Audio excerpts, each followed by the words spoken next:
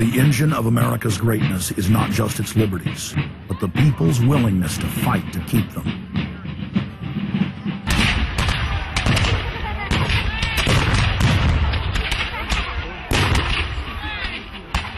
Hundreds of other nations have had much larger populations and greater resources, but have never produced 1/10 of the wealth, science, and art that the United States has. Why? In America, you had an amazing situation because you had the founding fathers who figured out that they could deconstruct the monarchy in such a way and then reproduce it with the three primary branches of government in a way that would create checks and balances and separation of powers. So you could have room, therefore, for individuals to work within the context of a cooperative, which is a democratic system of government, but it would still have enough room for individuals to rise up and become profitable and self-sustaining and rich in the pursuit of happiness without becoming dictatorial. But unfortunately, over the years, since all of those separation of powers have been cut away, and all of the beautiful design by the founding fathers has been co-opted by one corporate entity, one corporate communist entity, you don't have that anymore. So what we have, we're back to where we were before the revolution. You have one monolithic state. For the first 100 years or so of the United States, after the 1700s, when we freed ourselves from British rule, no corporation was given a charter in the United States unless it served the public good. It had to prove that. And then its charter only lasted for 10 years, or sometimes as long as the project to build a bridge or a canal or something lasted. But it had to be up for review, and it could only get charters if it was shown that it was serving the public interest. That changed, primarily because John D. Rockefeller kind of bribed Delaware and New Jersey to begin with into accepting a different system where he said, listen, if I pay you lots of money in terms of taxes, etc., I want to be licensed and not have to serve the public good. I want to be able to get around that law. And state after state after state changed at that point. In the United States, our Constitution and Bill of Rights recognizes that individuals have innate freedoms that can never be taken away by any government. For the first time in history, the people were unbound to reach for their full potential, producing and outcompeting every other nation on earth. The rights of free speech, self-defense, private property, due process of law, and many others ignited a revolution in human development that threatened the despotic rule of monarchs and tyrants worldwide. But the corrupt elites had studied history. They knew that great civilizations could only fall from within. They know from previous experience and history that civilizations come and go and dwindle. They know the reasons why they come and go. Isn't the only hope for the planet that the industrialized civilizations collapse? Isn't it our responsibility to bring that about? Morty Strong, founder of the UN Environment Program, from his opening speech, Rio Earth Summit, 1992. Maurice Strong is the man who said that they would never allow another country to rise up as powerful as America. It will never be allowed to happen again. And he said the best thing we can do is to tear down all the factories, all the top commerce of the United States, and level it and give it back to nature. So that was the advice from this character, who has tremendous power at the United Nations and was picked up and groomed by Rockefeller himself. Over the past decades, since the Kennedy assassination approximately, you've had an ongoing oligarchical transformation of virtually every country in the world. And in the United States, it's taken the form of an oligarchical counter-revolution against the reforms of the 1930s, with the Wall Street interest asserting itself as more and more dominant. And once bankers and oligarchs have power, the things that they do, you could call them a policy. You could call it something like a tropism. It's like the way a plant responds. Naturally, since they're oligarchs, they're going to try to downgrade the standard of living of the vast majority of the population.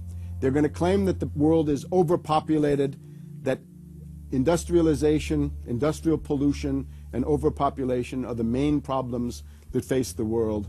And they're generally going to try to crush and mortify any kind of popular democracy or mass movements with any kind of progressive content. Nations rise and fall. They knew how debt could never be recuperated. They knew that disease or prolonged war could wipe out the population and the future populations that pay off debt. So these guys all work together. That's why it's no surprise that today you have Lord Rothschild coming out pushing the latest scam or religion that we must all believe in, which is global warming, which his personal bank, his family's bank in Switzerland, will be in charge of. They've run the system, the whole economic system of the world for the last 250 years. So why shouldn't they also run the economic system for the next few hundred years? The question of a ruling class, oligarchy as a ruling class, is posed by Plato in the Republic, where we find that oligarchy is a constitution full of many evils, where the rich dominate the government by buying it, and the average individual or the poor count for absolutely nothing. Oligarchy is a frame of mind. In other words, if you're a banker, this is already a worldview. It's a world outlook, and it implies the policies that have got us here, right? Malthusian policies, zero growth policies, driving down the standard of living, attempts to wipe out all kinds of mass institutions that might be a countervailing force. This is a scientific dictatorship, which Bertrand Russell said, and the Huxleys said, both Aldous and Julian Huxley said they would bring in the scientifically controlled society.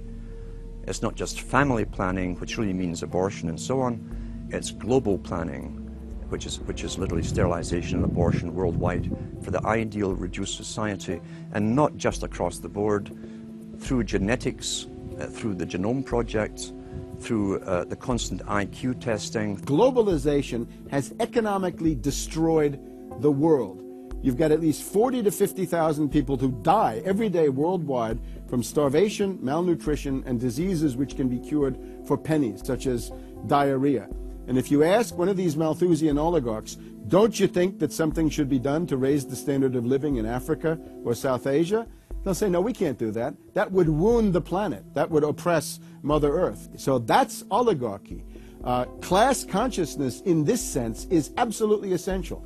If you think that bankers are the same as you, you're wrong. F. Scott Fitzgerald once told Hemingway, you know, the rich are different from us. And Hemingway said, yeah, they have more money. And F. Scott Fitzgerald replied, no, it's something much deeper. It's a whole different world.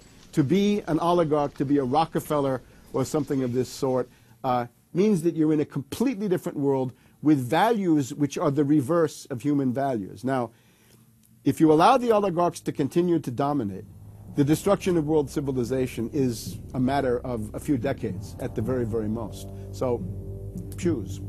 To force their agenda through, the elites are employing one of their favorite tools, artificial crisis creation, also known as the Hegelian dialectic of problem-reaction-solution.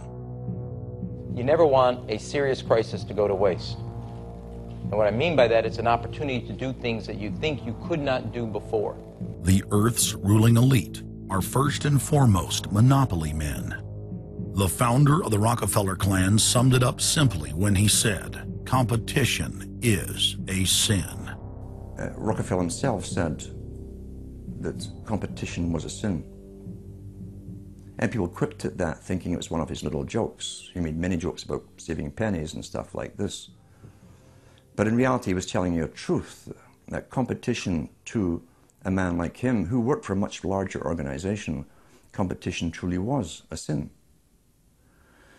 And the cartels that have been formed ever since have become much bigger, more powerful cartels which can literally command governments, sometimes to go to war on their behalf, have occurred. The economic crash of 2008 and 2009 was an engineered crisis designed to cripple sovereign nations globally to make way for a world currency and a new bank of the world. China's holding what, 1.5 trillion worth all over the world. They're holding U.S. currencies. They want to get out of them in a way where they're not going to lose on their investments. There's going to be a world currency. There's going to be a new reserve currency. They're going to push it through the IMF. that's going to be the banksters that are going to be in charge of it. It's going to happen, and it's going to happen sooner rather than later. There was also a question to Geithner.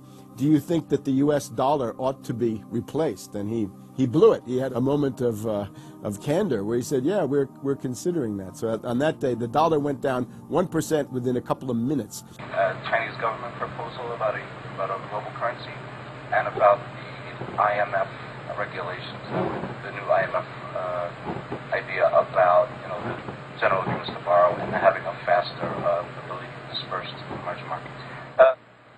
As I understand this proposal, it's a proposal designed to increase the use of the IMF's special drawing rights.